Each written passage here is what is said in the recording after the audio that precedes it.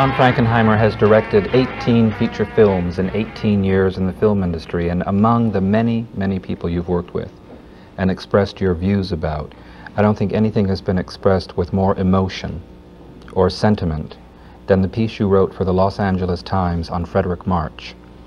Did you know Frederick March socially before you worked with him? Well, I worked with Freddie on 7 Days in May, and we got to know each other then, and that was 11 years ago, 12 years ago, and we stayed friendly ever since. And I would see him every time I come back to the United States. I'd go up to Connecticut and see him, and I think, well, I said it all in the piece. I mean, I just think he invented the word professionalism, and he was just one of the most beautiful men I've ever known.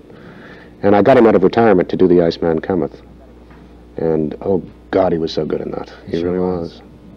You know, it's interesting about the films. We're speaking about French Connection 2 and all the films you've made, but in films like The Iceman Cometh, which you did for the American Film Theater Group and Eli Landau, there was a controversy in California over those films not being eligible for Academy Award nominations. Well, why Brian, were they not? Well, Brian, what happened was that they were eligible.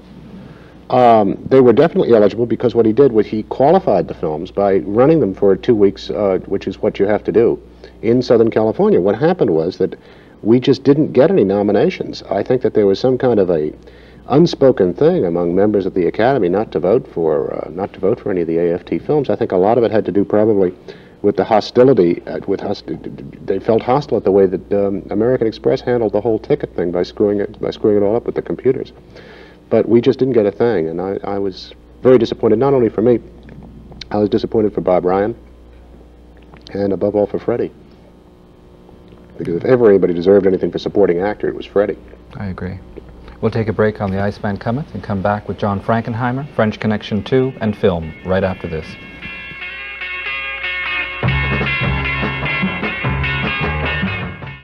That was Gene Hackman and John Frankenheimer's French Connection 2. And you said yourself, I wanted to work with Gene Hackman again, and I loved the idea of this American being in France who couldn't speak a word of French. Yeah. And even more importantly, about working in Europe. You once made a statement about Hollywood, and speaking about a specific film, you said, and I was stuck with a typical Hollywood crew who just didn't give a damn. And you seem to enjoy working in Europe more. Is that fair? Well, no, because I said that really after I made my first movie, which was the young what was it? It was Young Stranger. It doesn't count anymore. Yeah. No, I tell you, a lot of things have changed in California. See, that was when technicians really used to be under contract to studios, and when the unions were really strong. It was before the days of the independent. And now, for instance, you go out and you hire each person on the crew independently. You're not stuck with a studio crew. You're not stuck with the studio prop man that's been at the same studio for 20 years and doesn't give a damn if he does your picture or somebody else's. You've got really terrific technicians in Hollywood now, and they're comparable to the European technicians. I'm talking about they care. They really do care. You have to be able to pick and choose, and you have to be able to put together a good crew. But when I made that statement, it was after The Young Stranger, and I had a terrible time with that crew. And going to Europe was a revelation because, I mean, the technicians really cared. The first time I went to Russia's in France, after my first couple of days on the train, I was going to see the film that I'd shot. And they said, well, the screening will be at 7 o'clock at such and such a theater. And I thought, well, the hell with it. I'll just sit down in my trailer and have a drink, and I'll get there a little bit late. It doesn't make any difference. Because in Hollywood, when you go to the Russia's, there are like 3 people there. You, the cutter, and maybe the producer. And I went to this theater about a half an hour late. And as I walked in, there were 80 guys there, the whole crew, and they all stood up.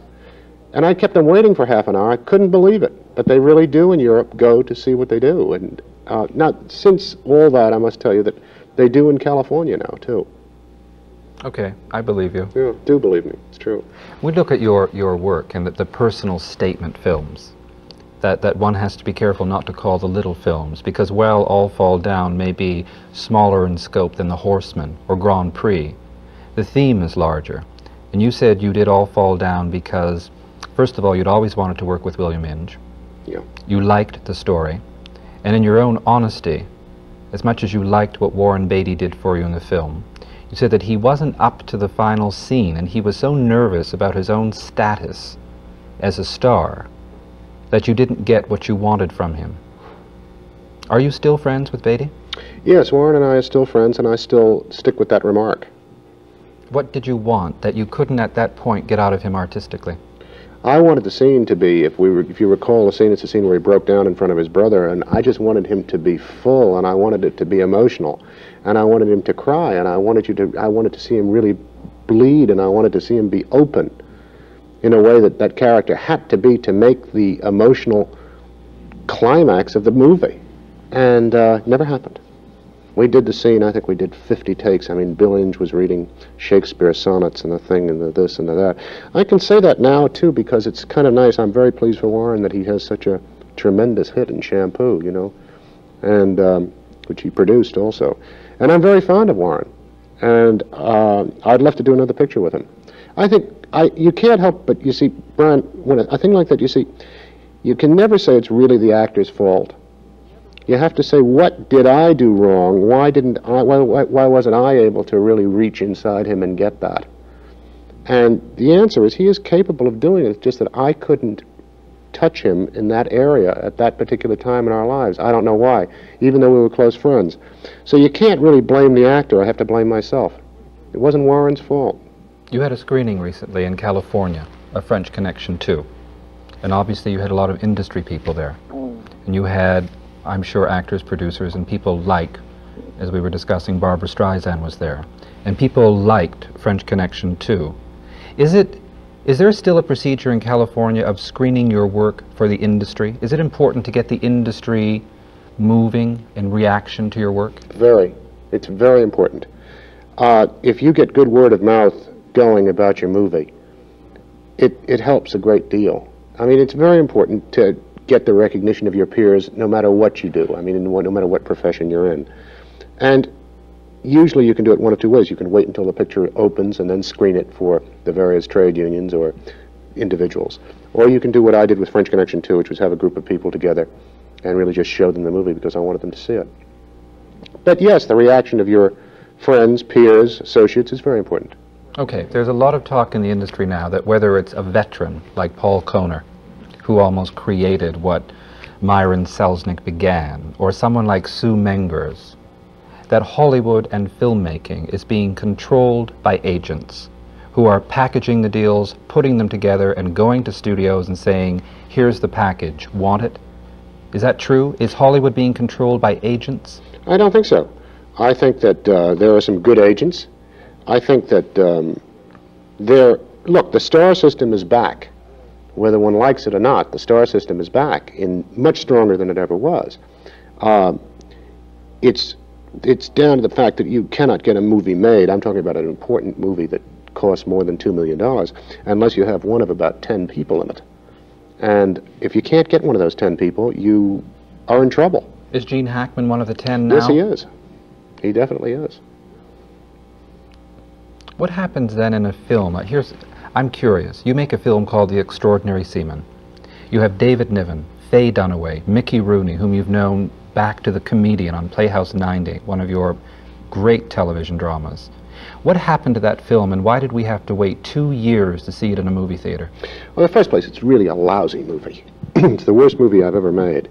And there are a lot of reasons why it's a lousy movie, all of which I'm to blame for. In the first place, I should have never done it. I did it for the wrong reasons. I did it for the money. I did it to pay for a divorce. I should never have tried to do a light comedy. We went to Mexico because we needed three things. We needed a navigable river. We needed a boat that could pose as a British gunboat from the 1918 war. And we needed a jungle. And I went to Hawaii and I found the navigable river and the jungle, but no boat. And we were in a hurry because I had a start date for the fixer. So we went down to Veracruz, Mexico, and I found the boat. And then about 150 miles south of Veracruz, there was this terrible dump called Coatzacoalcos. And Coatzacoalcos is really, I mean, you know, you can blip this if you want to afterwards, but it's just the asshole of the world. And, I mean, there we were down there with the principal source of sanitation in Coatzacoalcos was the vultures. Literally, honestly, they picked up all the garbage. And we were down there, and to save money, we took a Mexican script clerk, not an American. And we were going bananas down there. I mean, it was just terrible. The heat was awful. We were getting drunk every night. And after about 3 weeks of shooting, the Mexican script clerk came to me and he said, "Senor," he says, "you are very long." And I said, "What do you mean, Jose?" He said, "Oh," he said, "it's terrible." He said, "We're 2.5 hours long." Well, it seemed like we were 2.5 hours long, you see. I said, "Jesus, Jose," I said, "in that case," I said, "we ought to cut this scene, and we ought to cut this scene." I ripped this scene up, throw it over here, and I'm saying to everybody, "Look, we're going to get out of here 2 weeks earlier. You know, we don't have to shoot this garbage." And so what happened was that the Mexicans, when they make a film, you see, they have what they call a decoupage. In other words, they take a certain amount of time for a close-up of you, and that's the only coverage that would be taken on that, you know, because they don't have much film. And then there would be like a close-up on me, see, for the next line.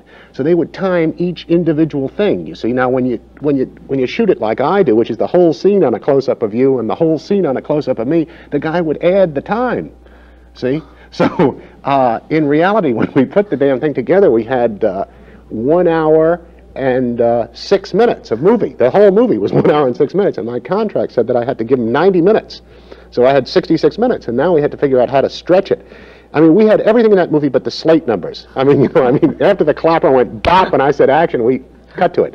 And then I filled it out with a lot of newsreels, things like that, anything, just to get to the 90 minutes. Costume test. Oh yeah, almost anything. You know, I have Bess Truman christening a ship, you know, 25 times.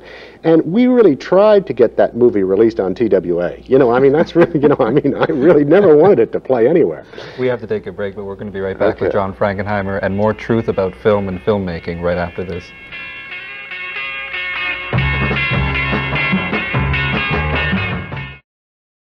John Frankenheimer, whose 18th feature film is French Connection 2, is sharing stories about film and filmmaking, and you were being very honest about The Extraordinary Seaman. And there was a story about the making of The Train, where again you were called and you were said, "Please come and do this film, we need you, we need you." And you said, "I never should have done it, I did it as a favor for a friend." You know, it's going to sound like I really should have never done anything I've ever done, but that happens to be true. I did it as a favor to Burt Lancaster, who was in deep trouble and who had been very good to me. And I'm very glad I did the movie. I think it's one of my best movies, The Train. I love that movie. I like it too. I like Burt Lancaster in it, I like Schofield, I like what Jean Moreau does in her moments. Yeah, it was a very difficult movie to make because we had no script. You had no script? No script at all, no. Didn't you close down the film at one point while you worked on the script? Yep. They originally had a script that was 300 pages long, and the train left the station on page 180. You know, and the name of the picture was The Train, so that therefore, I mean, you know, I mean, the picture was over by the time the train left the station. So I said to Bert, I said, "We got to close this thing down, and the train's got to leave the station at the end, you know, at page 20, because otherwise we got no movie." And none of the locations worked that they had picked. Nothing, except this one location in Normandy. And I said, "Well, we can never move." I said, "We're going to have to come back here. We're going to have to shoot the whole damn movie here." He said, "How the hell are we going to do that?" I said, "Well, it's very simple what we do." I said, "I got this crazy idea. Nobody's ever going to know whether it's accurate or not. What we'll do is have the train go around in a circle. In other words, have the Germans have the French change the names of the station, and have the train come right back here, put another locomotive across the track, and crash it into it, and then we're stuck here." And that's what we did. We shot the whole damn picture down in Normandy until the leaves fell off the trees, and the ice came, and we had to stop. And we picked it up the next spring. It took a year to shoot that picture. Not only did you spend a year of your life and get the train moving faster, but when you were working on Birdman of Alcatraz, you threw out the script and said, "We cannot wait 18 minutes for the bird to arrive. It's got to arrive right off the top." Well, it's a very similar story. I mean, the bird, he didn't find the birds until an hour into the picture. And again, we had to throw that out because the name of the picture was The Birdman of Alcatraz. He had to find the damn birds within 10 minutes or 12 minutes. You've been just as honest. You know, we're talking about your honesty and your attitude toward your own work. But you said at one point that in explaining the difficulties you've had with a star like Burt Lancaster, but to have Burt Lancaster together with Kirk Douglas and have Frankenheimer say the problem with Kirk Douglas was that all his life he's wanted to be Burt Lancaster. What does that mean? Well, what happened on 7 Days in May? He's had great Burt Lancaster envy all his life, dear Kirk. He really has. You know, he walks around in lifts and all that kind of thing, you know, he can be taller. And what he said was, Kirk was my partner on 7 Days in May, and he was supposed to play the general. And one day he called, and I got Paul Newman to play the colonel, to agree to play the colonel. And the day that I got Paul to agree to play the colonel, I get this call from Eddie Lewis, who was then Kirk's producer, and he says, "Kirk wants Burt Lancaster in the picture, not Paul Newman." I said, "Well, you know, you're out of your mind. Burt Lancaster isn't going to play the goddamn colonel." He says, "No, no, no, Kirk will play the colonel, and Burt will play the general, because Kirk wants to do another gunfight at the OK Corral. Now, I like Kirk Douglas, so that therefore I'm not trying to tell anything against Kirk Douglas, but I called Kirk and I said, now look, Kirk, you really want to play this colonel? He said, yes, I want to play the colonel and I want Bert to play the general. I said, you realize the colonel is really not a very nice fella. I mean, like, he really rats on his boss no matter how you want to slice it. He said, yeah, I realize that. I said, no, look, I don't want you to come to me in the middle of this movie and say that you want scenes, you know, making the guy better and so forth and so on. He said, you don't have to worry about that. You don't have to worry about that at all. You know, just, I want to play this colonel. Well, halfway through the movie, he comes to me and says, you know, he said, this guy's really a rotten son of a bitch. I said, that's right, Kirk, that's what he is. That's what we kept telling about all the time. He said, well, you got to do something to change it. I said, no. And we went through the picture like that. And all he wanted was, he wanted a lot of confrontation scenes with Burt Lancaster as the general. I said, Kirk, look, there are no confrontation scenes with you and Burt Lancaster. He's got 4 stars up here, you got an eagle. You know, I mean, you don't confront a general. But anyway, to get serious for a moment, I thought Kirk Douglas was superb in the movie in 7 Days in May. I really did. And I think it's one of Burt's better performances. So that, I mean, Kirk, in a sense, was right. He really was right in wanting Burt in the movie. And I like Kirk, and I admire him a great deal, and I don't want to have people think that I feel badly about him at all. We're talking about male stars, but we also have to acknowledge the fact that John Frankenheimer has gotten performances out of Deborah Kerr, Angela Lansbury, Ava Gardner, and I mean many other names. And I'm curious about the placement of Ava Gardner and her special kind of insecurity, surrounded by Burt Lancaster, Kirk Douglas, Frederick March. Was she easy to work with? Was she confident? Oh yeah, she was really just, she's such a great lady. And she was really only there for 7 days. I mean, she really only had to do her part in a week. And we were so lucky to get her. And of course, you know, I was in love with Ava Gardner for years, and I finally met her, and she was quite a lady. Did you tell her? Yeah, I told her. I told her. I did, yeah. Why don't we see more of Eva Marie Saint, who was absolutely brilliant in All Fall Down? Where is she? What is she doing? Well, funny you asked that question. I just had lunch with Eva Marie Saint about 2 weeks ago. She's living in California with her husband and children. Her husband's Jeffrey Hayden, the television director. And I would love to see more of Eva Marie Saint. I agree with you. She was in Grand Prix with me, and All Fall Down, of course. Of course, Brian Bedford was in Grand Prix, wasn't he? Sure was, He's one of our stars at the Stratford Festival this year. He's a marvelous actor. Yes. Of course, you've worked with a lot. I'm just thinking of Canadians. I say Brian Bedford's at Stratford this year, but you worked with William Hutt in The Fixer. I worked with Billy Hutt. I worked with Billy Shatner's Canadian, too, I think. That's right. And I worked with him in television. Lauren Green I've worked with in television. Quite a few people. Christopher Plummer is Canadian. That's right. Yeah. That's right. Well, now that we've got our Canadian Who's Who done, we'll take another break and be right back with John Frankenheimer, film and filmmaking, right after this.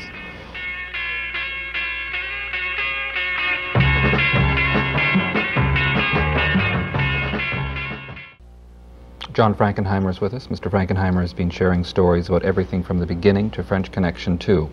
You made a statement once about the situation in Hollywood and said, there are no young people in Hollywood, and one becomes concerned because there are all of these cinema schools, and all of these young Californians or Americans, North Americans, are getting degrees in film, but there are no jobs for them.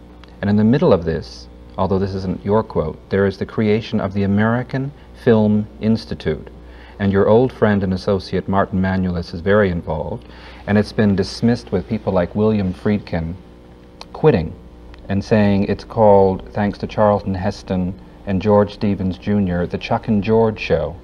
Are you involved in the American Film Institute? No, I'm not, and I really don't know that much about it. And that statement that I made was made a lot of years ago. I mean, right now there are an awful lot of young people getting into movies. I mean, that statement was made before Francis Ford Coppola directed his first movie, who came out of UCLA Film School. And there are an awful lot of guys, I mean, like George Lucas, many, that Willard Huyck and his wife, and many people are getting jobs. But John, there are still thousands of young people in Canada and in America getting degrees in film, who, whether the statement was made a year ago or a decade ago, these young people, because of unionization and very strict rules, and maybe an increase in production, but not an increase in the total number of films being produced, are not getting into the industry. No, Brian, I don't agree with you. I think that the unions are very liberal now in who they let in. And I think that, I mean, the Directors Guild, for instance, has an apprentice program that is not based on nepotism at all. In fact, they have qualification tests and so forth. They take a certain number of people each year. In point of fact, I know we don't have much time left. They're just making fewer and fewer movies, and everybody today wants to be a movie director. I mean, that's the thing they want to be. When I was young, everybody wanted to be a writer. It's changed. Do young people come to you for help? Sure, a lot. When you work on a new project, like whatever your next project is, will you hire young people to work with you on the film? Well, if the budget allows it. Because what you cannot do is, if you go on location, you just cannot bring a lot of people along and pay them expenses and feed them and all that kind of thing, and just hanging around the set unless there's something really specific for them to do. Okay. You know, it really comes right down to that. I'll try and take some apprentices, yes, but it depends where I make the movie. Okay. I want to thank you for being with us. Thank you. Talking about your work and film. Good, thank you. John Frankenheimer, French Connection 2.